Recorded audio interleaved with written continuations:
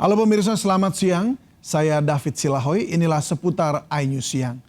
Pemirsa, pentingnya mematuhi aturan lalu lintas dan hati-hati saat berkendara. Karena di Kembangan, Jakarta Barat, mobil seorang pengendara jadi sasaran amuk warga setelah menabrak 5 pemotor.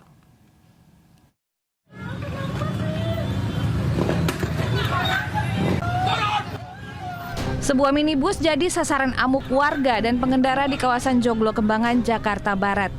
Warga geram karena sopir minibus berupaya kabur usai menabrak 5 pemotor. Menurut saksi, sopir minibus melaju dari arah Kreo Tangerang menuju Joglo, Jakarta Barat. Namun di perempatan lampu merah, sopir minibus hilang kendali hingga menabrak 5 pengendara motor. Karena dianggap tidak bertanggung jawab, warga geram dan menghakimi pelaku. Oh, nggak tahu itu supirnya. Tahu nabrak aja gitu. Ya udah nabrak, mundur, nabrak lagi ngantem, dar aja. Kacau ya. Setelah diadang massa, pelaku terpaksa keluar mobil dan digiring ke kantor polisi. Dari Jakarta, Miftahul Gani, iNews melaporkan. Bagi para orang tua, jangan lengah menjaga buah hati Anda. Di Kembangan, Jakarta Barat, seorang balita 4 tahun tewas setelah tercebur masuk saluran air saat main hujan-hujanan. Detik-detik korban terseret arus deras terekam CCTV.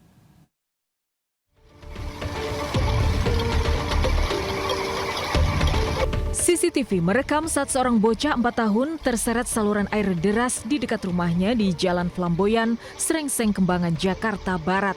Tangan korban sempat terlihat di CCTV. Peristiwa memilukan terjadi saat wilayah ini diguyur hujan deras Rabu sore kemarin. Menurut paman korban, awalnya korban bersama 2 temannya tengah bermain hujan-hujanan. Lolos dari pantauan orang tua, bocah balita ini terpeleset dan terbawa derasnya arus saluran air.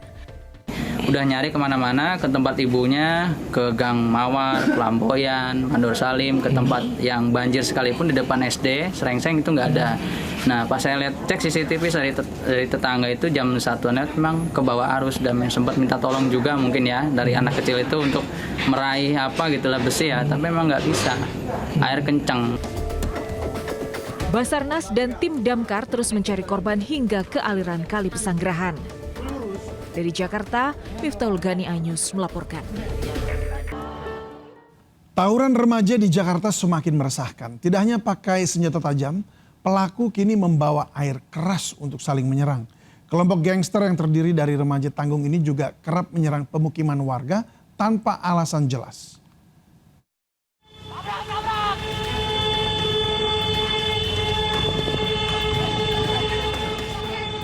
Sambil membawa senjata tajam, sekelompok remaja menyerang permukiman warga Guji Baru, Duri Kepa, Kebonjeruk, Jakarta Barat dini hari tadi.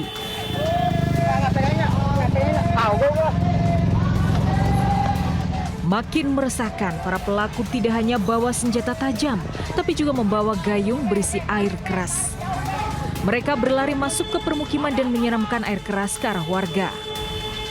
Itu gangster-gangster itu sudah sasarannya sudah ke perkampungan lagi, bukan bentrok antar remaja. Tapi hari ini mereka sudah menyerang kampung-kampung lain. Nah ini kan sangat membahayakan.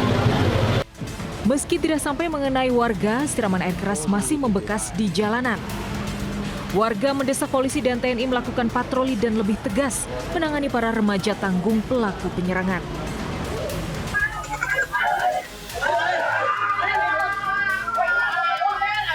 Sementara itu, di Sawah Besar, Jakarta Pusat, 2 kelompok remaja bermasker terlibat tawuran di depan Rusun Karanganyar, Sawah Besar, Jakarta Pusat. 2 kelompok remaja saling serang menggunakan senjata tajam, batu, dan petasan. Seorang petugas keamanan Rusun yang mencoba membubarkan tawuran justru nyaris jadi sasaran pembacokan. Memang sering atau? Oh sering, kalau bisa tolong dikontrol di wilayah sini. Karena sasarannya pasti dari ujung sana sampai ujung sini itu. Kadang-kala suka cari sensasi aja gitu. Mungkin nggak tahu buat konten, tapi kan membahayakan walaupun konten itu. Warga meminta polisi rutin berpatroli lantaran tawuran kerap terjadi hingga 3 kali dalam sepekan. Tim Liputan iNews melaporkan. 2 bangunan yang dijadikan rumah makan dan mes karyawan hangus dilalap api di Jalan Rumah Sakit Fatmawati Raya, Pondok Labu, Jakarta Selatan pada dini hari tadi. Kebakaran sempat membuat panik warga karena berada di kawasan padat penduduk. Kobaran api melalap bangunan rumah makan yang buka 24 jam di Jalan Rumah Sakit Fatmawati, Pondok Labu, Cilandak, Jakarta Selatan. Api juga menghanguskan lantai 2 bangunan yang digunakan sebagai tempat tinggal karyawan rumah makan. 42 petugas damkar Jakarta Selatan segera melokalisir api agar tidak terjadi perambatan. Api bisa dijinakkan setelah 1 jam melalap dan mengerahkan 11 unit mobil damkar. Dugaan sementara penyebab kebakaran dipicu hubungan arus pendek listrik. Meski tidak ada korban dalam kebakaran, namun kerugian ditaksir ratusan juta rupiah. Ya, sementara di kawasan Jalan Akordion Kelapa Gading, Jakarta Utara, motor hangus dilalap api saat dibawa pemiliknya usai menjalani perbaikan di bengkel. Percikan api muncul pertama kali dari bagian mesin, lalu melalap seluruh bagian motor hingga membuat panik pemilik dan meminta pertolongan warga. Besarnya api membuat sejumlah pengendara yang melintas ketakutan dan memilih berhenti. Sementara sejumlah warga berupaya memadamkan api dengan alat seadanya. Dugaan sementara kebakaran akibat arus pendek pada bagian kelistrikan. Sedang serius mengikuti ujian, murid SMPN 201 Jakarta dikejutkan dengan suara ledakan. Ledakan ternyata berasal dari gardu listrik di dalam gedung sekolah.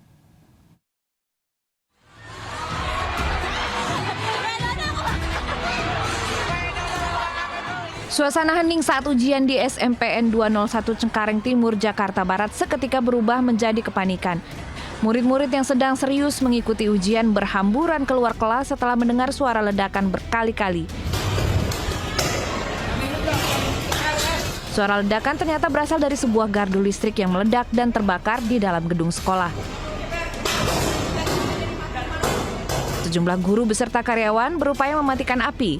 Ledakan gardu listrik diduga akibat arus pendek listrik hingga memicu kebakaran. Pertama adalah anak-anak. Anak-anak saya evakuasi lewat jalur sebelah sana biar aman. Ya alhamdulillah aman dan tidak ada korban apapun. Usai kobaran api padam, petugas PLN langsung memperbaiki arus listrik di sekolah itu agar bisa berfungsi normal kembali. Akibat insiden ini, seluruh murid dipulangkan lebih cepat. Dari Jakarta, Miftahul Gani, iNews melaporkan.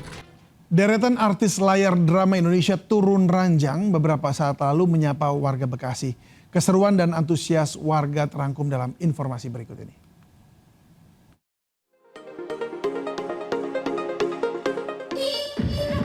Artis pendukung sinetron turun ranjang menyapa penggemar di beberapa daerah, salah satunya di Bekasi. Kebahagiaan dan antusias penggemar tak terbendung ketika bertemu langsung dengan idola mereka, Rachel Nesya yang berperan sebagai Naza, Samuel Zebwin yang berperan sebagai Albi, dan juga Gunawan Sudrajat sebagai Wira.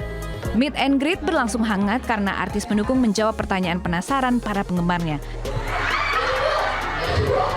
Kehangatan pertemuan ini diakhiri dengan aksi seru joget bersama.